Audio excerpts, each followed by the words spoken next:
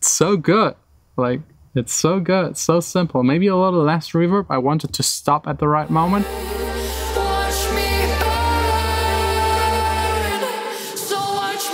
And welcome again to the studio. Today, effects. I'm working on a song called Watch Me Burn. Yes, I know, I already worked a ton on this song. I already finished it. But now I feel like a little spice is missing. Some ear candy, some effects. It sounds a little too much just kick, bass, drums, and vocals, and some arps. I want some flavor, some popping up things here and there just to keep it interesting. That's what I love about other people's productions, so I need more of it in my production. I already started with one effect. Let me show it to you. I hope you like it. So I extended the second break a little. It seemed too short, so I needed something to fill it, to make it rise. So I actually used a pad. Let's open up that pad sound. Let me see. I think this one right here. Yes, Jupiter 8. I wish I had the real thing. If anyone wants to donate it to me, please go ahead, no problem. But yeah, I just played in a pad, and you can still hear it right here.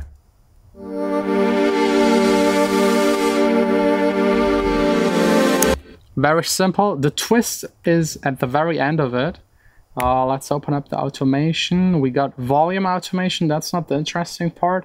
Cutoff is opening throughout, and then there's pitch. I'm pitching it down. Let's listen to it.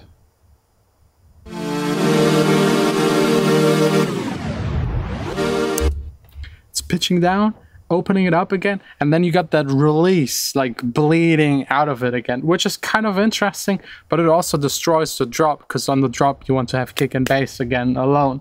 So I just transformed it, bounced it in place to audio, because audio I can just cut. So we got the same thing in audio right here, and I added a low cut. Actually doing the opposite that you would usually do in a build-up section. Instead of cutting away the low frequencies, I'm first cutting away like the top frequencies and opening them up again. At the same time, fading in the volume, because I'm using it more as an effect. And then at the end again, we got that pitch down, up, and cut. And the cut is important. Let's listen to it in context with everything else.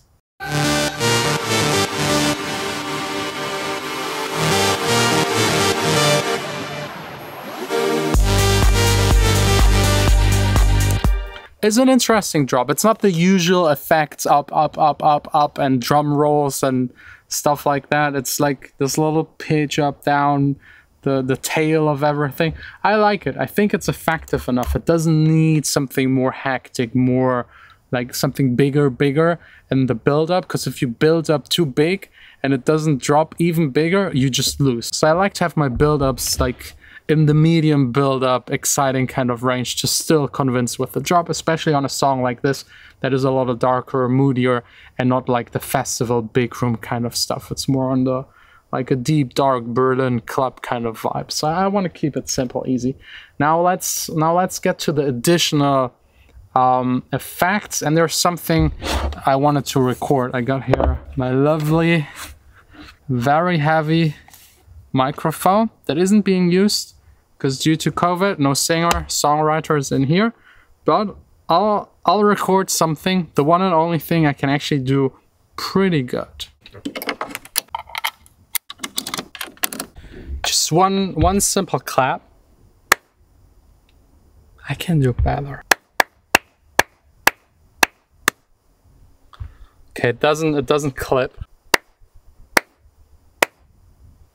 Because I've been searching for like a nice clap to layer it. I couldn't find one, so just recording my own. Just stacked 1, 2, 3, 4, 5 of them together. Bounced it into one audio file, then a little cutting away of the low frequencies and adding a tiny bit of reverb, and yeah, we got a simple clap.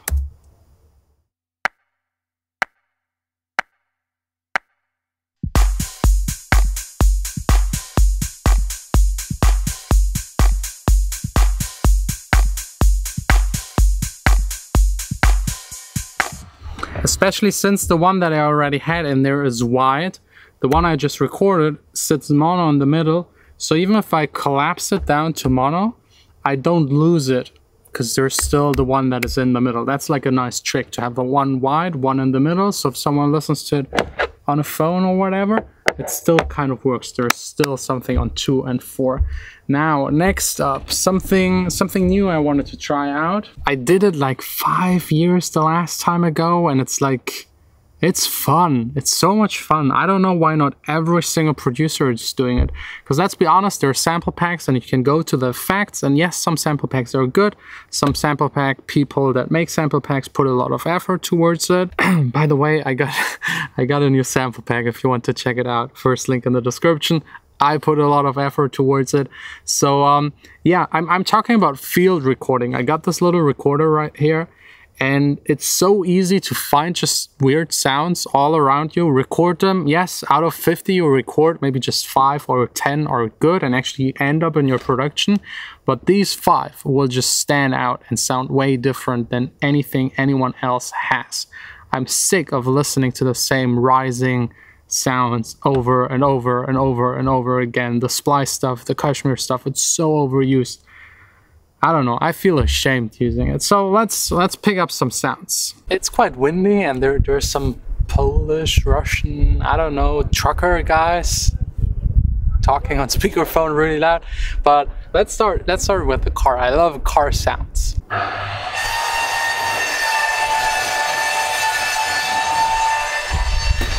That's Leonard. We'll also record him in a second.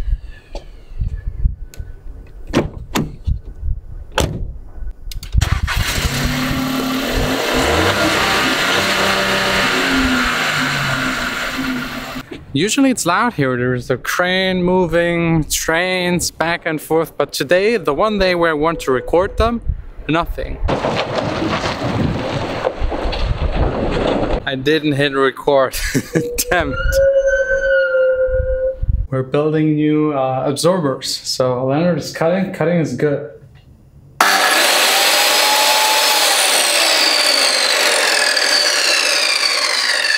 Yeah, it's clipping. We need more distance.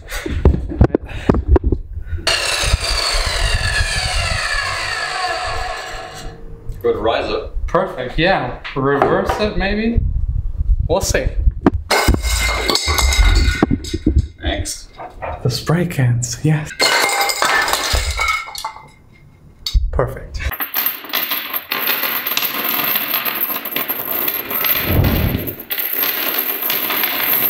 Everything was processed and I kept half of them, at least for now. I might later like delete one or put it somewhere else. I placed all of them at the beginning just for you so you can hear all of them in a shorter amount of time.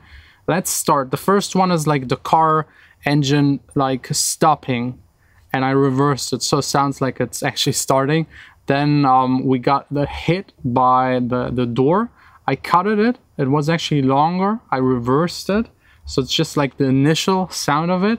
The spray cans, I actually put them into the flex mode to put them in some sort of form of rhythm. And the last are the chains. I just put it as like a backing track underneath. It somehow works. It shouldn't work, but it somehow works. So let's listen.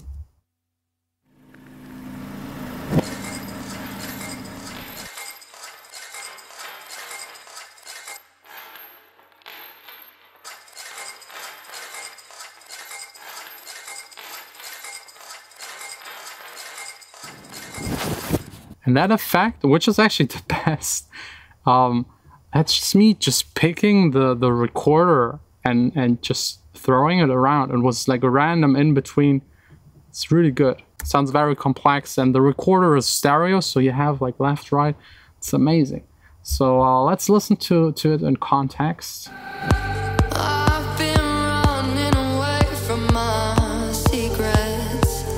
Actually, like listening to it again, the cans I have to remove. It's too silly.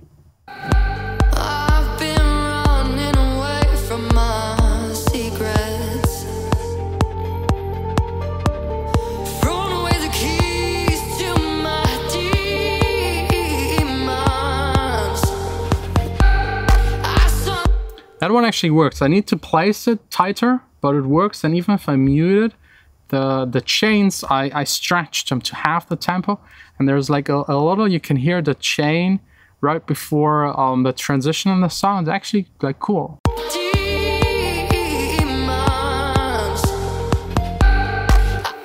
It's very subtle, but it sounds kind of more complex.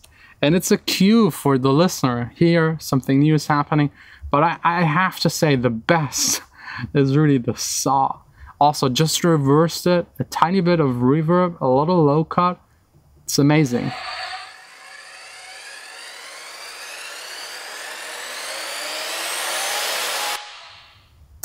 It's so good. Like, it's so good. It's so simple. Maybe a little less reverb. I wanted to stop at the right moment. Let's listen to it in context. Maybe I'll boost it a little louder so it's easier to hear.